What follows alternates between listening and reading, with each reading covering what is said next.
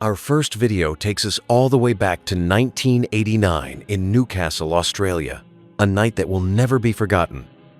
On the morning of the 28th of December, Newcastle residents woke up to a sunny day. Christmas spirits were in full force. Everyone was out enjoying the lovely weather. Shops were open, workers were commuting, and families were enjoying the holiday season. Ray Standen, a resident of Newcastle, was recording his daily activities that day, including going to shops in the town center. And as you can see, everything was Christmassy. The whole city was covered in tinsel and other cute Christmassy decorations. You couldn't walk far without seeing someone dressed as Santa or wearing hats and other Christmassy attire. The shops were all committing to the holiday season. Even the local butchers had covered their windows in their latest Christmas offers. The shops were packed with happy people. Ray went to Clancy's that day, and the atmosphere is so calming, everyone was happy. Doing a great business here. Very busy at Christmas time. Round in Clancy's especially. Merry Christmas to you. And a Merry Christmas to you. Everywhere he went, he was warmly welcomed. The people of Newcastle were truly kind, caring people. You could really feel the Christmas spirit in the air. It's very busy indeed. Plenty of Panadol. Yes. Christmas spirit. Christmas spirit. I notice on your ears you have Christmas decorations. Don't worry them, I think I'm a tree. A tree. The town was preparing for more holiday festivities in the town square. Fresh cakes and other desserts were being prepared. Ray visited tons of shops that morning, but soon he made his way to Hamilton Cakes, a lovely dessert store. It was a great time to be in this cheerful city. Even the ladies are very busy. They're working and working. You're doing a marvelous job. Seconds later, the city was thrown into chaos. At precisely 10:27 a.m., the earth beneath Newcastle ruptured with a force that stunned the nation, a magnitude 5.6 earthquake, one of the most powerful ever recorded in Australia.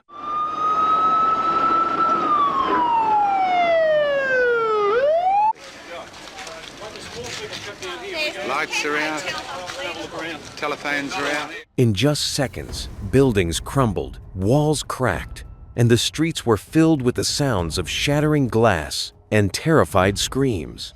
But this was only the beginning. Hundreds of people were trapped under rubble. Many were crushed by the weight of buildings. The scene was chaos, everyone panicking. Immediately, people rushed to help clear the debris. Trying to get to the people that are underneath there. They say there's people underneath. We're not quite sure of it. But what a tragedy. The death toll was initially unknown, but steadily rising. Hundreds of people were thought to be injured, and thousands of buildings had collapsed, including homes and schools.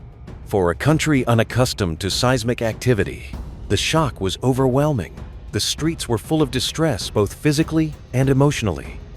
Entire neighborhoods were reduced to debris, and the city's infrastructure was pushed to its limits.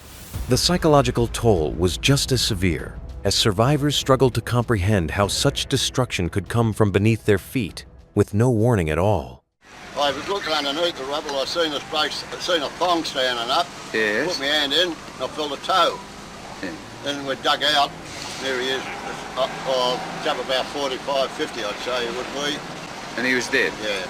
Yeah. I had a big piece of concrete, I'd say 4 or 5 foot wide, long, about 2 or 3 foot, about 2 foot wide, and about 18 inches deep. In the hours and days following the earthquake, Newcastle resembled a war zone. Emergency services rushed to pull survivors from the wreckage as fast as they could, while residents wandered the streets in shock, many of them homeless, injured, or searching for loved ones. Gas lines ruptured and thousands of buildings unrecognizable. The once bustling heart of the city had fallen eerily silent, replaced by the sound of sirens, helicopters, and victims of this awful event. A police officer recalls the horrifying events that day. Actually, where were you when the earthquake hit? I was outside the post office at Hamilton here. Yes. Just about to get some mail, and I was outside this bubbler. Ah, yes. You see here. And just alighted from the police vehicle. When the earthquake came, I observed cracks in the post office. We found a elderly woman under the rubble. That's correct, yes. She was 78 years of age. She had her legs severed above the knee. The earthquake caused damage to over 35,000 homes, 147 schools, and 3,000 commercial buildings. But the real tragedy lies in the people. The highest death toll and damage occurred at the Newcastle Workers Club building, where the floor collapsed during the earthquake. 9 people were killed, and many more were trapped beneath the rubble. Another 3 people were crushed to death when masonry from building facades collapsed onto awnings on Beaumont Street, Hamilton, an inner-city suburb of Newcastle. Additionally, a woman in Broadmeadow died from earthquake-related shock. That brings the total up to 13 people who died that day. 160 people were injured. Some were lucky enough to have cuts and scrapes, while some weren't so lucky. The federal and state governments declared a disaster zone and launched one of the largest recovery efforts in Australian history. To this day, it's one of Australia's worst natural disasters, and it still haunts many residents of Newcastle.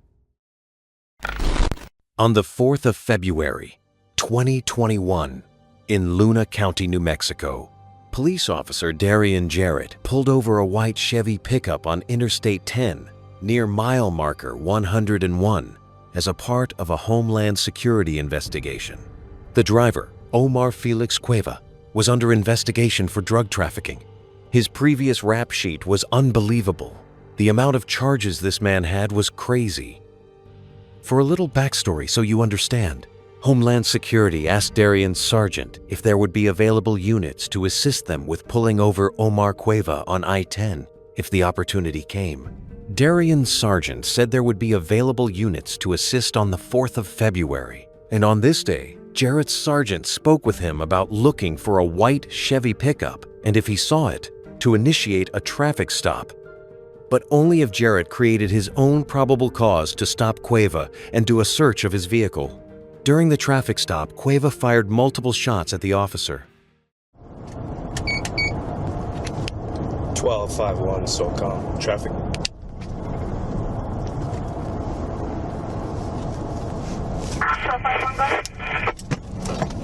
Gonna be on I-10, eastbound at about the 101.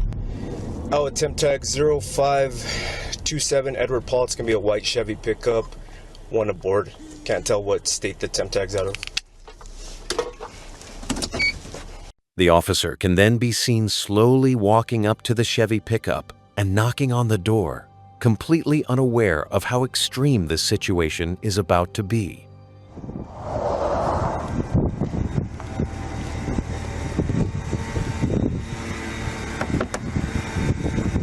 Afternoon, sir. My name's Darian Jarrett. I'm with New Mexico State Police. The reason for the stop is your window tint's a little too dark. Yeah. You mind if I open the door? Or if you want to roll down the window more. It's dark? Yeah. All right. Do you have insurance for the vehicle? Yeah. Where is it? It's with the wallet. Do me a favor. Come with me to my vehicle. That way I can run your name and date of birth, and then that way I can get my return, okay? The suspect acts extremely suspicious. The officer repeatedly tries to get him to exit the vehicle, but he's not going anywhere. Well, I know.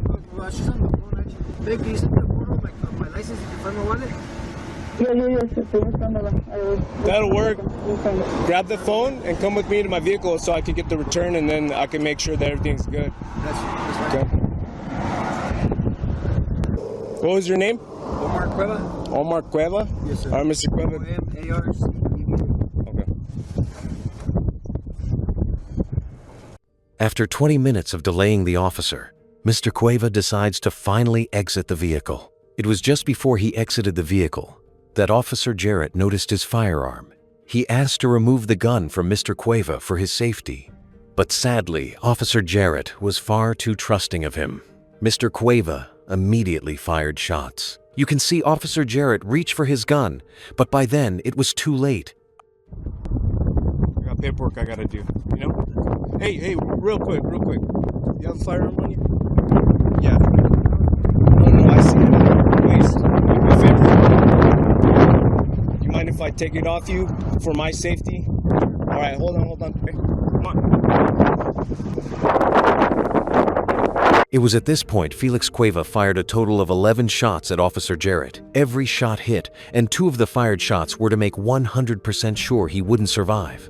It's incredibly unfortunate he was alone that day, especially considering this was a high-risk individual. Officer Jarrett was a well-loved family man, leaving behind his wife and 3 daughters. Homeland Security really let him down. He was assisting them that day pulling this vehicle over, and they weren't there to back him up. It was at this point police started a high-speed chase to catch Mr. 𝐃𝐀𝐑𝐊. Gonna have 3 good tires right now. SOCOM 4-4. 4-4, stay SOCOM. Some officers were way ahead of Mr. 𝐃𝐀𝐑𝐊 and were ready to fire shots as soon as his vehicle passed. Where is he? 1333 Central, shots fired from the suspect, shots fired. Where is he? Right there. Fuck this.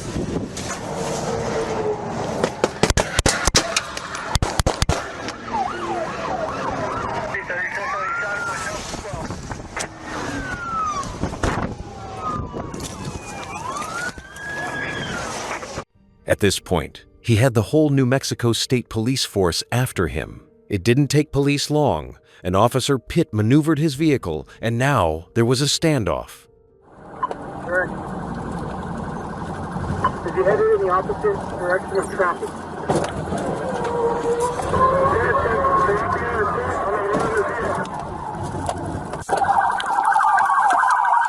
In a shocking standoff, Felix 𝐃𝐀𝐑𝐊 shot the officer.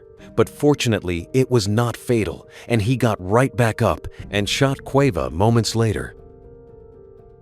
Here we have another point of view, where you can clearly see every officer running over and returning fire.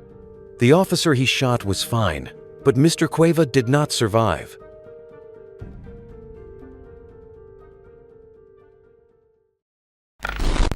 This is the interrogation of an extremely evil young man. Michael Bever, age 16, committed the Broken Arrow murders, otherwise known as the Bever family massacre. On the 22nd of July 2015, in Broken Arrow, Oklahoma, Michael Bever and his brother Robert Bever murdered their parents and 3 of their siblings. It was an extremely brutal murder scene. Daniel Bever, aged just 12, called police during the attack and saved the lives of his sisters Autumn and Crystal. However, during the 911 call Daniel made to police, the 2 brothers broke into the room and murdered him. The brothers had managed to kill 5 of their family members and seriously injured the others, all on that fateful night. These are the most chilling parts of Michael's 2-hour-long interview. Well, man, I'm just kind of got thrown into this, so I was hoping maybe you could kind of just go back at the beginning when all this started and kind of tell me what happened, because I need kind of the details so we know and understand what you went through and stuff. Okay, so the very start. Mm-hmm. Okay, about like 2 months ago. Okay. Is when we first really started talking. So when you say we, who are you talking about? Me and my brother who is also. Your brother? Yeah, who has to do with me. And what's his name? Robert Bever. Robert? Okay. And how old is he? 18. Okay. The interrogation is already unusual, and Michael wastes no time putting the blame onto Robert. It's soon that he mentions the preparation that went into that night, even going as far as buying body armor online. I didn't take it seriously at first, but then he started buying like body armor and stuff. Where did he buy body armor from? eBay and Amazon. Oh, okay. Yeah, legal. And basically, it just kept escalating, he kept getting burned, and he asked if I wanted any, and I said yes, so he got me my own set. Oh, okay. And then, about a month, about like June 30th, is when he came to me and said he found out that he can legally buy guns without permit in Oklahoma, that he could. Okay. And that's when he started planning. He later tells detectives that they bought the murder weapons online as the original plan didn't work out. Now, you said he bought body armor, but you kind of said like a bunch of stuff. Did he buy? What else did he buy besides body armor? Besides body armor, knives, and he was in the middle of buying guns and ammunition. I see. Okay. Where did he buy the knives from? eBay too. Okay. Can you tell me like how many knives or what they looked like or anything like that? I think he had about 3 normal knives and then 1 small Canon-Packs. Okay. This interrogation is so unusual. Michael goes into every detail without any expression on his face. He tells detectives Robert had purchased a shotgun and other weapons, along with an extreme amount of ammunition. Robert was planning to use them to murder their family. The guns, where did he start buying guns from? He bought them online. I think the website's like Bud's Gun Shop, and he bought 2 Glocks, 2 Glock 41s, and a shotgun. I forget, it's like a Mossberg, I think. Oh, okay. Bought the Glocks off of a website called Bud's Gun Shop, I think. Okay. And he bought the Mossberg off of the official website, and then had them shipped to like 𝐃𝐀𝐑𝐊 gun club. So they're actually right now waiting for him. And then he bought, I think it was like 250 shotgun rounds. Okay. On eBay, not eBay, but some website. On some website. And then I think he bought close to 1,000 rounds for the Glocks. Wow. Okay. And But he supposed to still. get her today. Oh, so he was supposed to have to pick those up. Yeah, they're supposed to pick them up today. He constantly tries to shift the blame onto Robert, telling detectives he didn't want to do it, and that he only stabbed one person, his younger brother, Christopher. Yeah, and he started planning it. Okay. And I went along with it because I didn't see the other way. I thought I wouldn't want to do it. I very quickly learned tonight that I didn't. Okay, that you didn't want to do it? I don't want to do it. I didn't, just because I didn't kill anyone. Okay. I stabbed someone. Who did you stab? My younger brother, Christopher. Christopher. How old's Christopher? 9, I think. What did you stab him with? My knife. What was Christopher doing when you stabbed him? He was laying on the bathroom floor. Robert was also stabbing him. Robert asked me to go over and help him. So I stabbed Christopher and then... Where did you stab him? Side of the neck. Really? Okay. You okay? Yeah. You okay? Let me know if you need a break or anything, okay? I'm good. So, was Christopher still alive when you stabbed him? Yes. What was he saying and doing? He was just screaming. Screaming. Did you say he was in the bathroom? Yeah, he was next to the toilet, with that bathroom. Who else was in the bathroom? I think Victoria might have been in there. About Victoria? Yeah, my 4-year-old sister. 4-year-old, okay. He chillingly describes the murders in a monotone voice, showing no emotion, and says he didn't kill anyone, while also saying he stabbed Christopher in the neck. He didn't even know his sister Victoria's age. She was 5, and they brutally murdered her that night. We're talking about the ammunition being delivered, making plans. Tell me more about making plans and what you guys talked about. Making plans, we plotted every night, and I started realizing we were actually going to do this on the second night, and so I started getting ready. When was that? You second night, what do you mean? July 1st. Okay. Because we started June 30th. That's when you started making the plan? Yeah, that's when we found out you could buy guns legally. We later find out that Robert Bever had that night's plans all written down in his journal he kept under his bed. The only difference is the murder weapon.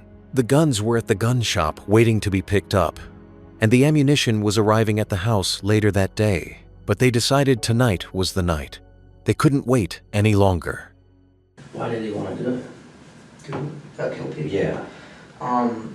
Well, mainly 2 reasons, I think. It's because he just, he says he hates everyone. He thinks society is pointless, and so he wanted to kill people. Now, and also he wanted to, beat the kill, amount of other famous people like Columbine and James Egan Holmes.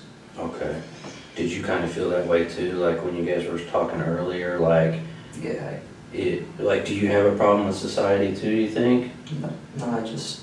Or you were just more like the number of people getting killed was kind of interesting and exciting? Yeah. Okay. It was already clear that he had extreme mental disorders, but to hear his reasoning for the murders was extremely unsettling.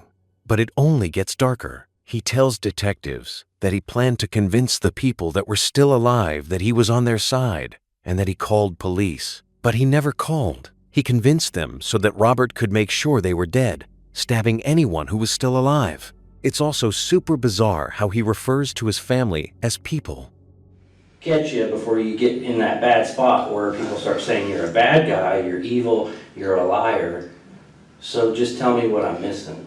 Oh, I mean, along with the do thing, I was going around to, like, convincing the people who were still alive that, like, I was on their side, and I called the police, you know, so they would, like, stay and Robert could get them. So they kind of stay on the ground and he'd be able to come stab him again. Yeah.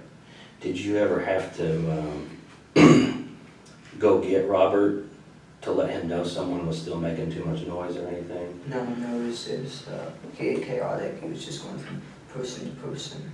Years later, the 9th of August 2018, in one of the fastest murder trials of the century, Michael Bever was found guilty and served 5 life sentences without the possibility of parole. Robert Bever was found guilty and served 5 life sentences without the possibility of parole.